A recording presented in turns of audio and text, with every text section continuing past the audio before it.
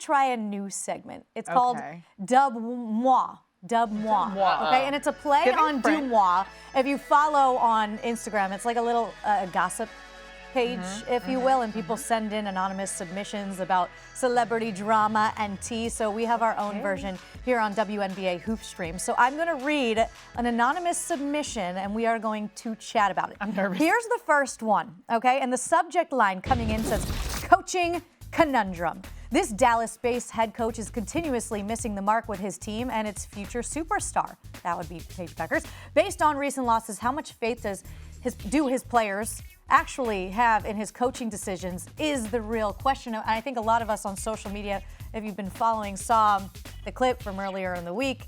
Some confused faces on the bench when a play was being drawn up. What's going on there in Dallas?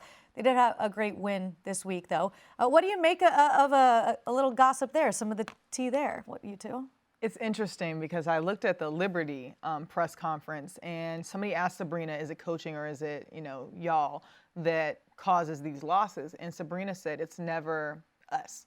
I mean, it's never the coaches. It's we're the ones on the team. Right. And so I think that when things aren't set out to have the results that people had hoped for you in the beginning, it's easy to point the fingers. Now, I'm not in the huddle. I don't know necessarily what the players are feeling in real time. I do know their reactions, and we saw them on the internet. But I think it's just a matter of gaining trust between players and coaches. It's a matter of buying into his system, and I think he still has a long way to prove that. Yeah. Yeah, I mean, he's a first-year head coach, right? Someone in a leadership position said, hey, we're going to give this guy a chance. Right. But is he going to come in and be a veteran Cheryl Reeves, Sandy Brondello type? No. Right. We're still finding out what his capabilities are. I think he's still figuring out.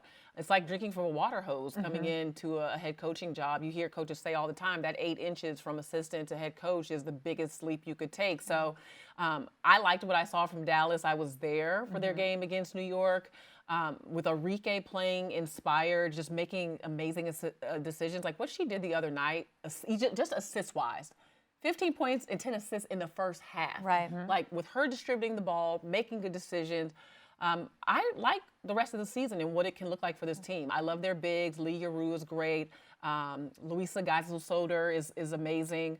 So you can talk about the coaches, but I would rather really focus on what we're seeing happening with this team on the court. And they've continued to get better. They started like 1-11, and they might be like making this number up 7-8 in their last 15, but they're moving in the right direction. Great math there.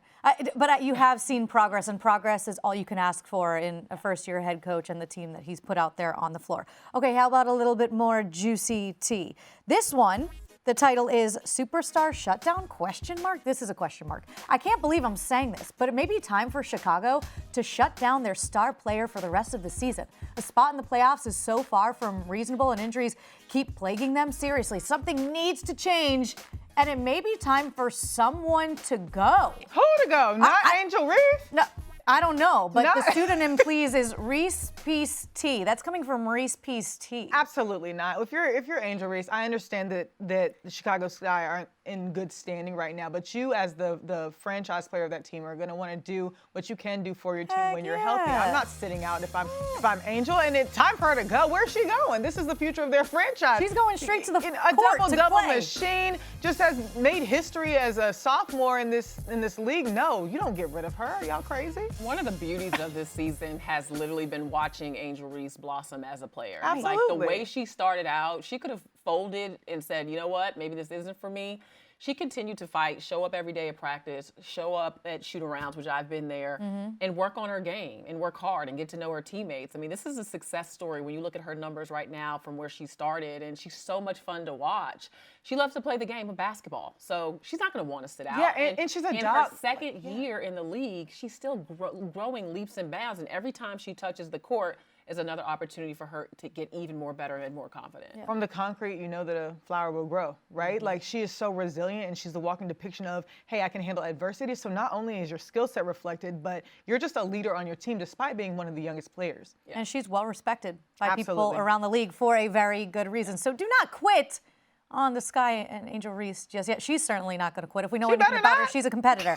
Okay, I think we have maybe one more submission to get to. Okay. Right person, wrong team? Question mark. This is from Sin City Swish. I love the names. Oh, y'all these messy. pseudonyms. This Vegas team has too much talent and vets for them to be looking this hot and cold.